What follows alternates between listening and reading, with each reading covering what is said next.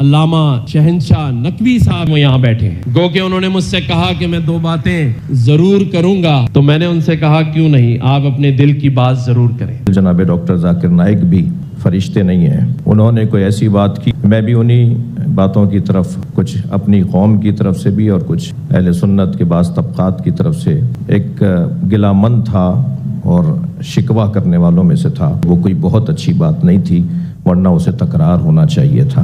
افسوس کی بات ہے قرآن مجید میں ادھر نہیں لکھا ہوا ہے شیعہ, سنی, حنفی, شافعی, حنبلی, ملکی. تو ماشاءاللہ میرے منچ پہ آ کے میرے خلاف بات کی, پھر بھی مجھے کوئی گلا شکوہ نہیں, کیونکہ ذاکر کو گالی دینے سے آپ کو جنت میں بینڈ نہیں ملے گا. اور چھوٹے چھوٹے بات پہ تفرق نہ پیدا کرو. السلام علیکم ناظرین, آج کراچی میں عظیم الشان کانفرنس ہوئی جس میں ڈاکٹر ذاکر نائک مہمان خصوصی تھے. اس میں اہل تشیعوں کے جو شہنشاہ نقوی صاحب ہیں انہوں نے ایک خطاب کیا جس میں انہوں نے ڈاکٹر ذاکر نائک پر کچھ سوالات اٹھائے, ان سے کچھ اختلافات کیے, جس پر ڈاکٹر ذاکر نائک نے بھی پھر جواب دیے. ذرا ان کی گفتگو سنیں, پھر اس پہ بات کرتے ہیں. علامہ شہنشاہ نقوی صاحب انہوں نے بھی پاکستان میں آئے ہوئے اسٹیٹ گیسٹ اور ہمارے آنریبل ڈاکٹر ذاکر نائک صاحب کو ویلکم بھی کہا, اور آج میں ان کا شکر گزار ہوں کہ وہ یہاں بیٹھے ہیں. گو کہ انہوں نے مجھ سے کہا کہ میں 2 باتیں ضرور کروں گا, تو میں نے ان سے کہا کیوں نہیں, آپ اپنے دل کی بات ضرور کریں.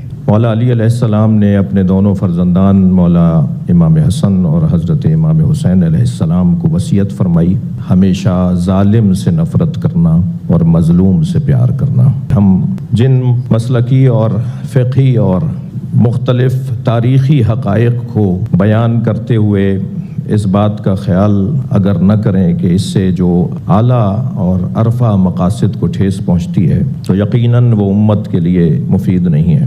حقیقت ہے کہ تاریخی حقائق ہیں اور یقیناً کوئی ہم میں سے معصوم نہیں ہے. صدر محفل جناب ڈاکٹر ذاکر نائک بھی فرشتے نہیں ہیں. اگر کبھی کسی کے سوال کے جواب میں انہوں نے کوئی ایسی بات کی ہو جس کی طرف کچھ میرے بھائی جناب گورنر سندھ ڈاکٹر جناب کامران صاحب حفظہ اللہ نے بات کی, میں بھی انہی باتوں کی طرف, کچھ اپنی قوم کی طرف سے بھی اور کچھ اہل سنت کے بعض طبقات کی طرف سے ایک گلہ مند تھا اور شکوہ کرنے والوں میں سے تھا کہ یقیناً ایسا ہو جاتا ہے اور اس کو بار بار بھی نہیں دہرایا گیا, اسے بار بار بھی نہیں کہا گیا. لہٰذا ہمیں ان باتوں کو نظر انداز کرتے ہوئے اس کی توقع رکھنی چاہیے کہ خود میں اور مجھ جیسے خطیب اور ڈاکٹر صاحب جیسے دانشور جنہوں نے لاکھوں لوگوں کو نیک اور ایک بننے کی بات کی ہے, ان سے بھی یقیناً کوئی ایسی بات ہو سکتی ہے, مگر تکرار نہ ہونا خود اس بات کی دلیل ہے کہ وہ کوئی بہت اچھی بات نہیں تھی, ورنہ اسے تکرار ہونا چاہیے تھا, اسے بار بار بولا جانا چاہیے تھا.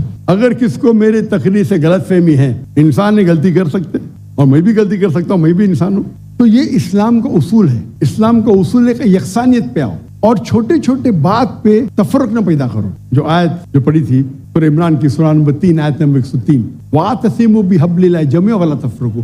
آؤ ہم اللہ سبحانہ و تعالیٰ کی رسی کو پکڑے.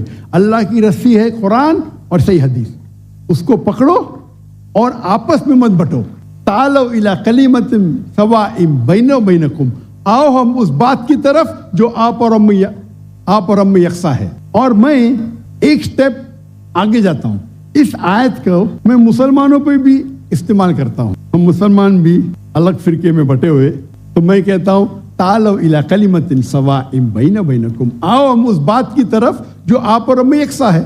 افسوس کی بات ہے ہمارے اسلام میں فرقے بنانا حرام ہے.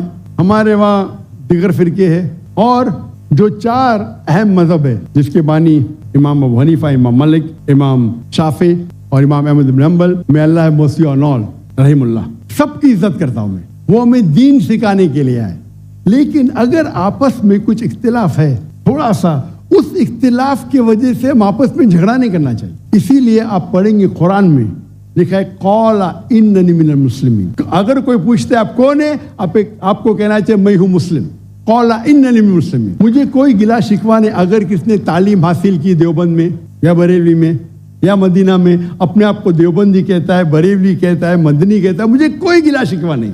لیکن اس کے وجہ سے آپس میں they should not be differences, آپس میں بٹوارا نہیں ہونا چاہیے. اسی آیت کے, اور ہم دیکھیں گے اگر آپ تحقیق کرتے ہیں یہ جو مذاہب ہے یا فرقے ہے, اس کے اندر ڈفرینس بہت کم ہے. یکسانیت 95% کے اوپر ہے. اگر ڈفرینس ہے, اختلاف ہے, تو 2%, 3%, 4%. ہم مسلمان یہ 2% اور 3% پہ جھگڑا کرتے رہتے. تعالوا الی کلمۃ سواء بینکم, آؤ ہم اس بات کی طرف جو آپ اور ہم میں یکساں ہے. ہم جب کانفرنس کرتے ہیں بامبے میں, ہمارا جو پیس کانفرنس ہوتا ہے, ہم مسلمان کے دیگر جماعت سے بلاتے ہیں, اور میرا اصول ہے کہ جو میرے خلاف بھی بات کرتا ہوں اس کو بھی بلاتا ہوں میں. تو لوگ مجھے پوچھتے ہیں ذاکر بھائی کیا کر رہے ہیں آپ, وہ آپ کے خلاف بات کر رہے ہیں, آپ اسے بلا رہے. تو میں کہتا ہوں ان سے کہ قرآن اور حدیث میں کوئی بھی آیت نہیں, میں قرآن میں کوئی بھی آیت نہیں جانتا ہوں, کوئی بھی حدیث نہیں جانتا ہوں جس میں لکھے ہے کہ آپ ڈاکٹر ذاکر نائک کے خلاف بات کریں گے تو جنت میں لے جائیں گے. جو مسلمان اللہ اور اللہ کے رسول بات کرتا ہے, اس سے محبت کرتا ہے, میں اسے بلاؤں گا. میرے خلاف ہے, مجھے کوئی گلا شکوہ نہیں. تو یہ جب موومنٹ ہم نے شروع کی تو ماشاءاللہ میرے منچ پہ آ کے میرے خلاف بات کی, پھر بھی مجھے کوئی گلا شکوہ نہیں, کیونکہ وہ پھر بھی اچھا مسلمان ہے. ذاکر کو گالی دینے سے آپ کو جنت میں بینڈ نہیں ملے گا. قرآن مجید میں کدھر نہیں لکھا ہوا ہے شیعہ, سنی, حنفی, شافعی, حنبلی, مالکی. میں چاروں ائمہ کی عزت کرتا ہوں, اور کون اپنے آپ کو اگر حنفی کہتا ہے, شافعی کہتا ہے, تو مجھے کوئی گلا شکوہ نہیں, میں اپنے آپ کو مسلمان کہتا ہوں. لیکن اہم بات ہے کہ اور اگر کوئی فتویٰ دیتا ہے چاروں ائمہ سے, اگر فتویٰ صحیح ہے, تو آپ اگر اس فتوے سے خوش نہیں ہیں تو جھگڑے کرنے کی ضرورت کیا ہے. اکثر کیا کہتے ہیں مسلمان بھائی, میں ہی صحیح ہوں, میں کہتا ہوں میں بھی صحیح ہوں. فرق سنیں, اکثر مسلمان کہتے ہیں میں ہی صحیح ہوں, میں کہتا ہوں میں بھی صحیح ہوں. لوگ کہتے ہیں I am only right, I say I am also right. تو اگر ہم قرآن پڑھیں گے, حدیث پڑھیں گے, اور جو مثال ہم پڑھیں گے ہمارے صحابہ کے بارے میں, اللہ کے رسول خلفاء راشدین کے بارے میں, کس طریقے سے وہ برتاؤ کرتے تھے. اختلاف تھا, لیکن اختلاف کا مطلب نہیں کہ جھگڑا کرو, یہ بولنا چاہیے یہ میرے نزدیک افضل ہے, نو پرابلم. تو اگر یہ مسلمان سمجھنے لگے تو انشاءاللہ ہم دیکھیں گے ہماری قوم پوری دنیا میں, انشاءاللہ ہم دیکھیں گے. پہلے جب تھے 7th سینچری 8th سینچری مسلمان دنیا کے چوٹی پہ تھے, آج مسلمان کی تعداد 25% ہے, 2 بلین, اور کیا ہے ہمارا پاور, کچھ نہیں. تو انشاءاللہ اگر ہم قرآن اور حدیث کی طرف پھر سے لوٹیں گے تو پھر سے will be a powerful force انشاءاللہ. تو ناظرین آپ نے یہ دونوں حضرات کی گفتگو سنی. ناظرین اب مسئلہ یہ ہے کہ ڈاکٹر ذاکر نائک پاکستان میں آئے, اور پاکستان میں یہ ان کا پہلا عوام سے خطاب ہے, پہلی ان کی کانفرنس ہے, اور اس دوران انہوں نے بیسکلی جو یہاں کے غیر مسلم ہیں ان کے سوالوں کا جواب دینا تھا. اور ڈاکٹر ذاکر نائک جب سے پاکستان آئے ہیں تب سے وہ کہہ رہے ہیں کہ مجھ سے کچھ لوگ ناراض ہیں, اور میں یہ کہتا ہوں کہ غلطی ہر انسان سے ہوتی ہے, مجھ سے کبھی غلطی ہوگی, کئی بار میں سچا بھی ہوں گا تو اگلا بندہ پھر بھی ناراض ہوتا ہے کیونکہ اس کو وہ سچ پسند نہیں آتا. تو ڈاکٹر ذاکر نائک صاحب نے کہا کہ پھر بھی ہمیں چاہیے کہ ہم یکسانیت کی طرف آئیں, جو ہمارے مسلمانوں کے درمیان میں مسالک ہیں جن میں کچھ جو اختلافات ہیں ان کو سائڈ پہ کریں, اور جو یکساں باتیں ہیں جس طرح توحید ہے, رسالت ہے, ان معاملات میں ہم آگے آئیں اور مل کر کام کریں, تاکہ امت مسلمہ جو پہلے ہی اتنی بٹی ہوئی ہے اور اتنی کمزور ہو چکی ہے, اتنے مفاد پرست ہوئے ہیں کہ وہ ایک دوسرے کو ڈیفینڈ نہیں کرتے, کیونکہ کسی کو مسل کی طور پر اختلاف ہے, کسی کو کوئی اختلاف ہے, کسی کو کوئی اختلاف ہے, جس کی وجہ سے غیر مسلموں کو یہ موقع ملتا ہے کہ وہ مسلمانوں پر اٹیک کریں یا مسلمانوں پر وہ جھوٹے الزامات ڈالیں, سازشیں کریں. تو ناظرین جس طرح سے شہنشاہ نقوی صاحب اختلافات کر رہے تھے اور ڈاکٹر ذاکر نائک کو غلط ثابت کرنے کی کوشش کر رہے تھے, اگر ڈاکٹر ذاکر نائک بھی کچھ ایسے مزاج کے ہوتے تو وہ بھی آگے سے بحث کرنی شروع کر دیتے تو سارا معاملہ خراب ہو جاتا, ساری کانفرنس خراب ہو جاتی, اور پاکستان کے جو دنیا کی نظر میں امیج آتا وہ بھی سب کے سامنے ہے کہ ایک مہمان کو بلا کر اس کو کس طرح سے اس کو انسلٹ کرنے کی کوشش کی جا رہی ہے. لیکن ڈاکٹر ذاکر نائک کا ایک بڑا کمال ہے کہ وہ نبی پاک صلی اللہ علیہ وسلم کی سیرت کو فالو کرتے ہیں. کوئی نبی پاک صلی اللہ علیہ وسلم کے بارے کو پتھر مارتا تھا, کوئی گالی دیتا تھا, کوئی کوڑا پھینکتا تھا, نبی پاک صلی اللہ علیہ وسلم پھر بھی اس کے لیے دعا کیا کرتے تھے.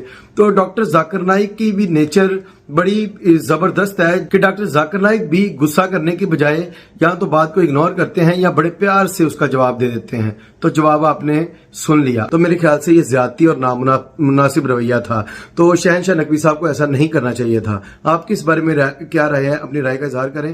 اگلی ویڈیو میں ملتے ہیں, تب تک کے لیے اللہ حافظ.